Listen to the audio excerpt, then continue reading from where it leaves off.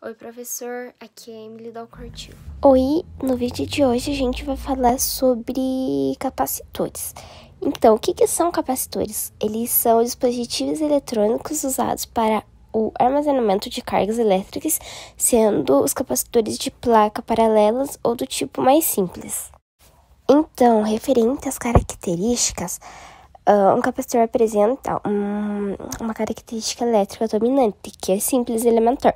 Apresenta uma proporcionalidade entre corrente entre seus terminais e a variação da diferença de seu potencial elétrico nos terminais, ou seja, possui uma característica elétrica dominante, com a natureza de uma capacitância.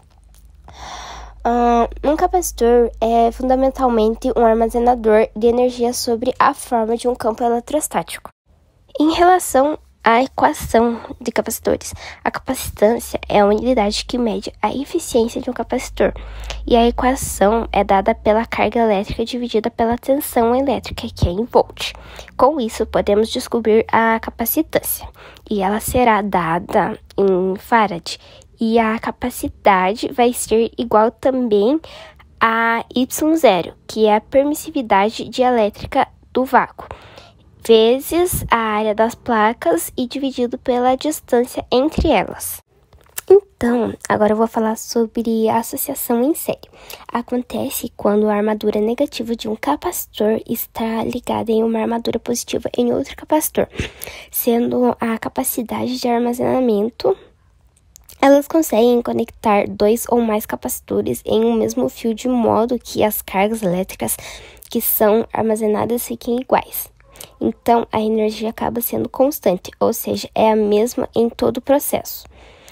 Nisso, as ligações entre esses capacitores acabam sendo movimentadas, tendo uma carga elétrica igual. Caso aconteça de um potencial elétrico nos lugares de associação, ela também faz com que a diferença de potencial ou queda de tensão seja distinta entre os capacitores. Essa diferença total é obtida em uma fórmula onde acontece a soma dessas tensões diferentes. Então, referente à associação em paralelo, o potencial elétrico é igual para todos os capacitores. Estão sempre em circuito, se ligando a dois ou mais capacitores, onde todos acabam sofrendo a mesma diferença de potencial, tendo mais capacitância no processo. O valor dessa carga é obtido pela fórmula onde é igual à soma das cargas elétricas presentes nos capacitores de maneira individual.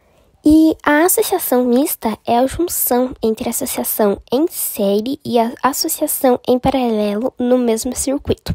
O valor nesse caso é obtido pela descoberta do valor em série e em paralelo. Primeiro é preciso resolver a associação em série e em seguida em paralelo. Quando tiver o resultado desses valores, basta somar os dois, conseguindo descobrir o valor da mista. Então, sobre os tipos de capacitores, quais são eles? Existem capacitores eletrolíticos, capacitores de poliéster, capacitores de tântalo, capacitores de óleo, capacitores de variáveis, capacitores cerâmicos, capacitores de placas paralelas e muitos outros. Então, agora nessa parte eu vou falar sobre a relação entre a membrana celular e os capacitores. Então, como funciona a membrana celular do ponto de vista dos aspectos elétricos? Então, um neurônio em repouso sem sinalização tem uma voltagem em sua membrana chamada de potencial de repouso da membrana, ou seja, simplesmente potencial de repouso. O potencial de repouso é determinado pelos gradientes de concentração de íons na membrana e através da sua permeabilidade para cada íon. Em um neurônio em repouso, existem gradientes de concentração na membrana para sódio e potássio. Os íons se deslocam de acordo com seus gradientes através de canais, ocasionando uma separação de cargas que resultam no potencial de repouso. Então, a membrana é muito mais permeável ao potássio do que ao sódio, por isso o potencial de repouso é próximo ao potencial de equilíbrio do potássio. O potencial que seria gerado pelo potássio se ele fosse o único íon no sistema. Então, para o potencial da membrana de uma célula, o ponto de referência é fora da célula, na maioria dos neurônios em repouso. A diferença do potencial ao longo da membrana é em torno de 30 a 90 mV. Em 1 mV é 1 para 1000 de 1 volt. Como o interior de uma célula mais negativo do que o exterior, ou seja, os neurônios possuem um potencial de repouso da membrana ou simplesmente potencial que varia entre 30 mV até 90 mV. Então, se o potencial da membrana se torna mais positivo do que está no potencial de repouso, então a membrana é dita despolarizada. E se o potencial da membrana se torna mais negativo do que está no potencial de repouso, a membrana é dita hiperpolarizada.